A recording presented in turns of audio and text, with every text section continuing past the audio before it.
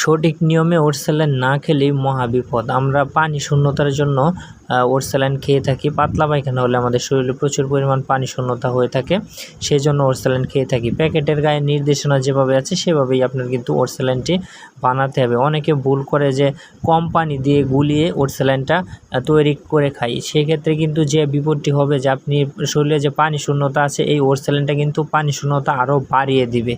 এইটাই হলো সবচেয়ে মূল একটা বিষয়, যে অনেকে মনে করে কম পানি দিয়ে ওটস স্যালাইন গুলিয়ে খাওয়ালে মনে হয় তাড়াতাড়ি ভালো হয়ে যাবে। এটা একটা ভুল ধারণা এবং এটা থেকে কিন্তু মহাবিপদ ঘটতে পারে। শরীরের পানি শূন্যতা আরও বেড়ে যেতে পারে এবং রোগীর অবস্থা আরও ভয়ঙ্কর হতে পারে। তাই আধা লিটার পানির কমে কেউ ওটস স্যালাইন গুলাবেন না, এবং যেভাবে প্যাকেটের গায়ে নির্দেশনা আছে আধা লিটার পানি মেপে তারপর ওটস স্যালাইনটা গুলাবেন এবং পরে রোগীকে খাওয়াবেন। কখনো এই বোকামিটা করবেন না যে কম পানিতে ওটস স্যালাইন গুলিয়ে খাওয়ালে রোগী তাড়াতাড়ি